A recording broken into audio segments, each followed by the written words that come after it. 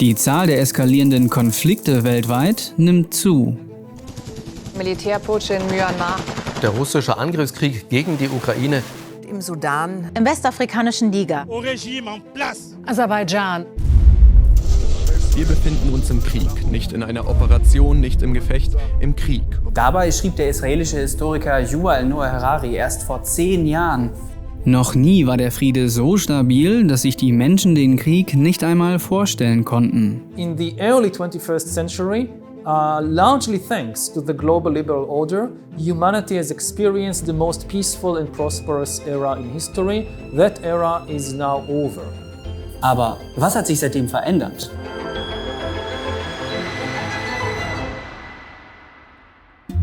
Ukraine, Sudan, Israel. Experten sprechen gerade von einer Kaskade an Kriegen. Die Zahl der Kriegstoten weltweit nimmt zu. We all feel pain. We all love our children, our spouses, our parents. So instead of fighting each other, we should work towards our shared interests. This was the simple idea behind the global liberal order. Okay, stopp. Liberale Weltordnung. Was ist das? Nach dem Zweiten Weltkrieg bauen die Vereinigten Staaten ein vielschichtiges System von Allianzen und Institutionen auf. Darin garantieren die USA als bei weitem stärkste Wirtschafts- und Militärmacht weltweit Stabilität. One unshakable unity of determination to find a way to end war. Die Mitgliedsländer verschreiben sich universellen und liberalen Werten. Sie kooperieren, um Menschenrechte durchzusetzen im Welthandel, und sie führen keine Eroberungskriege mehr. Indeed, our international order has been so successful that we take it as a given that great powers no longer fight world wars. You know, the global liberal order was far from perfect, had many problems.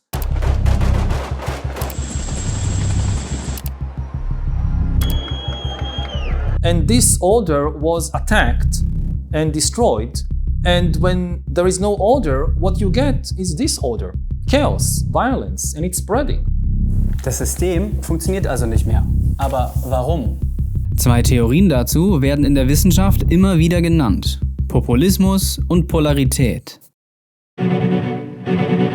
Die Theorie der Polarität beschreibt, wie viele Staaten international mächtig genug sind, um die Weltpolitik maßgeblich zu beeinflussen. In einem multipolaren System versuchen das 3 oder mehr vergleichbar starke Staaten. Auf sich allein gestellt sind sie im Gleichgewicht. Allianzen können das System ins Chaos stürzen. Die Folge? Der 30-jährige Krieg, der 9-jährige, der 7-jährige Krieg, Napoleonskrieg, der Erste Weltkrieg, der Zweite Weltkrieg.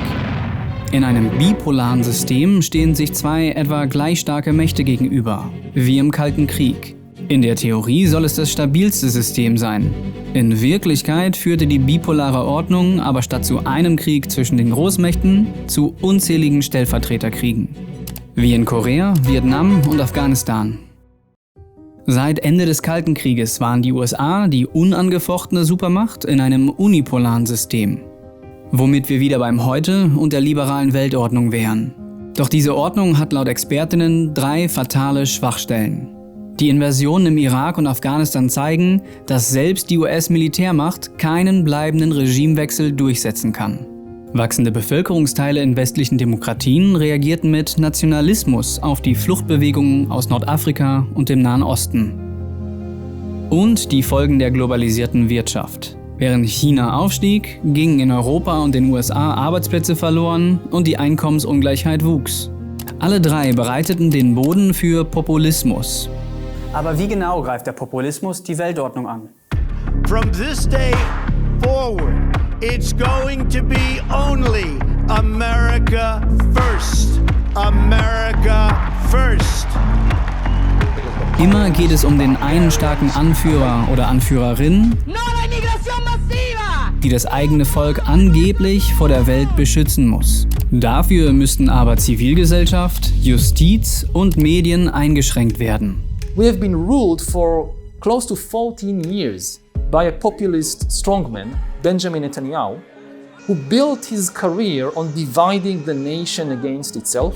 If you vote for populist strongmen To divide society and dismantle the state, this is the danger.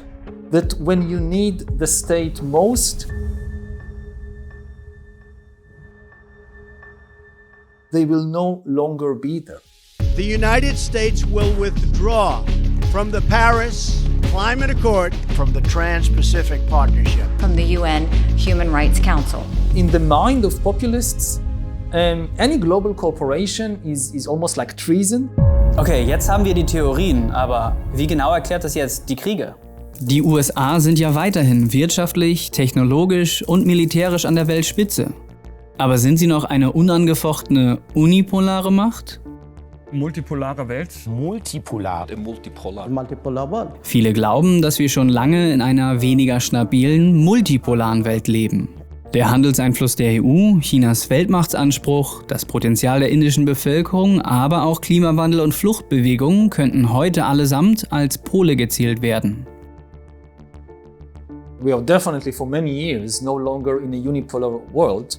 In some respects, the rise of new powers is not a bad thing. It's good if new powers like India, like Brazil, receive a greater say about world affairs. Now, if you have some alternative idea, you don't like the liberal order, you don't like liberal values, but you do have some alternative set of values and norms that is not true only for your country, that can serve as universal values for the whole human community, okay, let's hear the alternative. But simply to attack the universal liberal values and institutions without replacing them with anything, this is a recipe for a global disaster. Einige argumentieren, der von Trump gesäte Populismus habe den Fokus der Vereinigten Staaten von der Welt nach innen gewandt. Zudem seien die USA durch den Krieg in der Ukraine zu abgelenkt, um weitere Konflikte zu verhindern. Und die zunehmende Gewalt von Staaten wie Aserbaidschan, Militärs in der Sahelzone oder den Hamas-Terroristen zeige, dass sie die numerische Übermacht der USA nicht mehr abschreckt. We are sliding back to the jungle. The global liberal order is in disarray, if not in collapse. It is replaced by chaos and violence. Und das internationale System zeigt immer mehr Risse. Freihandelsabkommen scheitern. Autokraten wie der türkische Ministerpräsident Erdogan torpedieren die Einigkeit in der NATO. Ve Hamas bir terör örgütü değil, topraklarını ve vatandaşlarını koruma mücadelesi. In der UN-Vollversammlung stimmen eigentliche Bündnispartner nicht mehr miteinander. Weltweit stagnieren oder fallen Indikatoren zu Globalisierung, Freihandel und Demokratisierung. Die globale Weltordnung scheint immer weniger global und liberal zu sein, sowie überhaupt ordnen zu können. We control this planet not because individually we are so smart or so good, but because we know how to cooperate better than any other entity on the planet, better than chimpanzees or better than viruses. This is our secret of success. If we forget it on the level of a nation or on the level of the entire species, and fall into more and more internal and international conflicts, it's not just, the regional wars in the Middle East. It's the threat of a third world war.